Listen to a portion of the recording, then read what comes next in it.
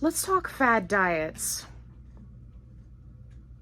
When is an appropriate time to use them? When is it not appropriate? What is up with diet culture?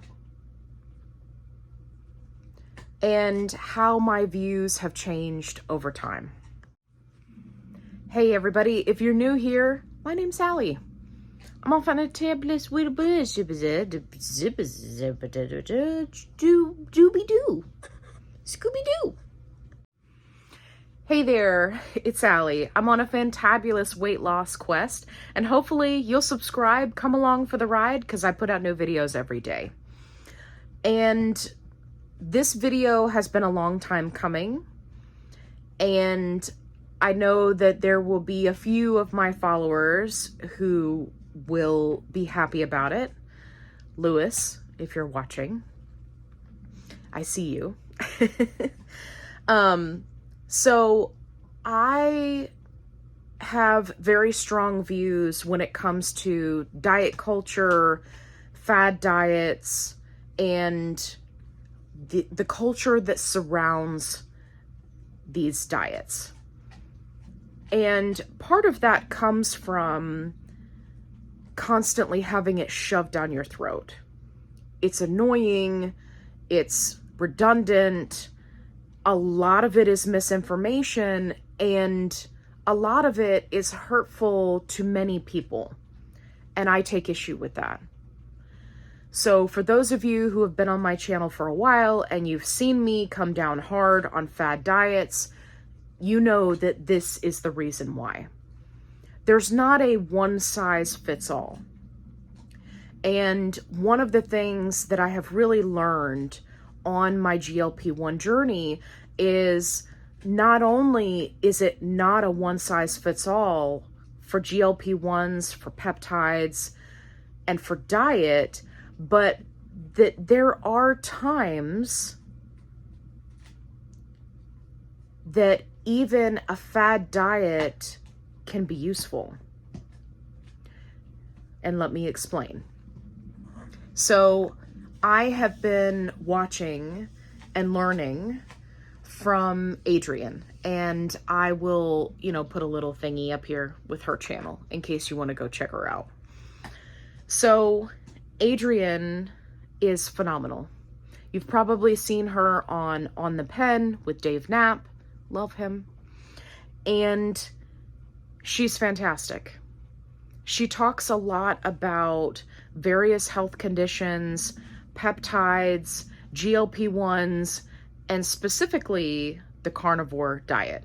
Now, for those of you who have been around for a while, you know that, as Lewis so eloquently pointed out, I have a tendency to shit on the carnivore diet.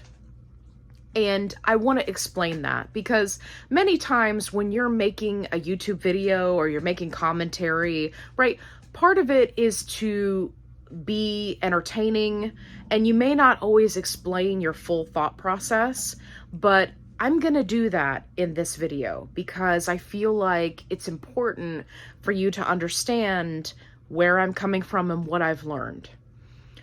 So, do I think that carnivore diet is good? For me personally, no. A, I couldn't afford to do it. Even if I wanted to try it, I couldn't afford it.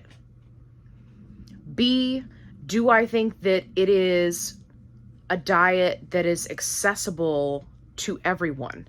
No, like I just said, I can't even afford to do it.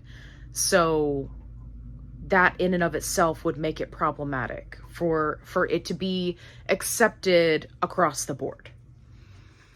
Secondly, is it problematic to eliminate an entire food group? Technically speaking, yes. Now, here's where there's a little bit of nuance.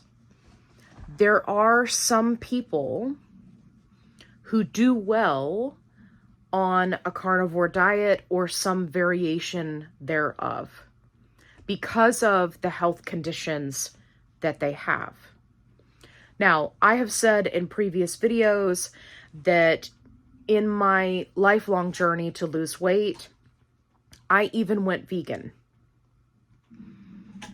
And going vegan is, again, not for everyone. It can be cost prohibitive, right? Like, it's not something that's easily accessible to everyone. It's not something that's easy in general, unless, you know, you lean that way or you were raised that way. I think that kind of helps people. So during that time that I went vegan, it was technically a fad diet. I know. And I'm sure you're like, but Allie, you hate fad diets. Yeah, but when you're overweight and you're having health problems, you will literally do anything. So I did high carb, low fat, vegan, because that was all the rage like 10 years ago. And there are some people who are on YouTube and on TikTok who still do this diet. And I don't give them any crap, even though there are a lot of creators that like to, you know, give them a lot of crap. Because I did that diet, and if I could have sustained it long term, I think it would have been great. It was one of the only diets where I actually lost weight. I actually felt better, and I was able to keep the weight off as long as I was on the diet. Now, keeping in mind, I'm a type 2 diabetic. I had a lot of factors like insulin resistance, PCOS that were working against me.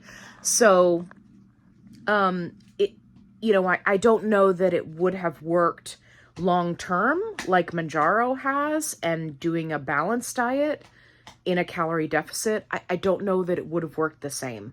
But for the few months that I did it, it did work. I did feel better, and I did feel like it was a viable option, again, if you could afford to do it. So, back to carnivore. I have learned from my friend Adrian that there are numerous health conditions where utilizing a carnivore diet or a keto diet may be beneficial. And I think it's important that the more you learn, the more you grow.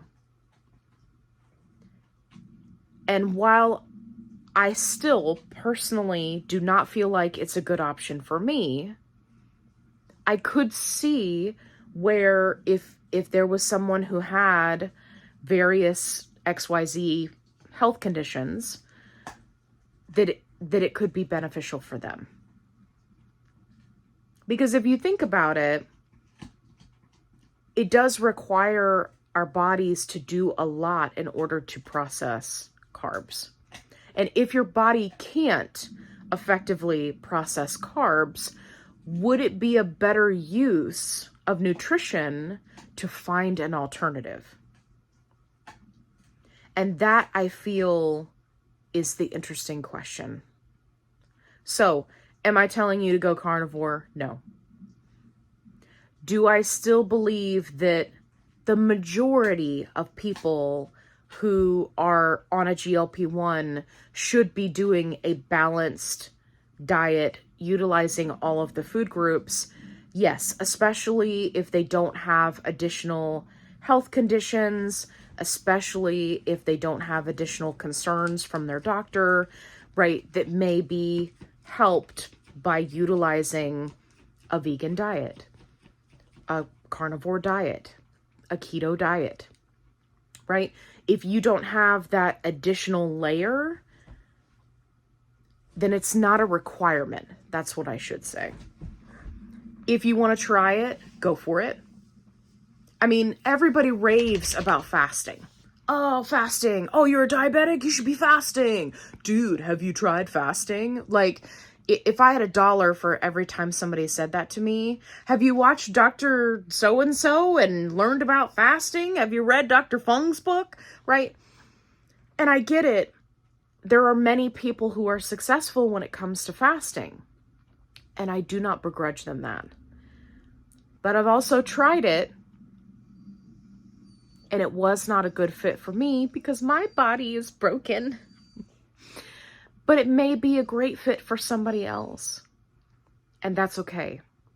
So I am making space for those other... Really, Kevin? What's going on? Kevin has something he wants to tell you.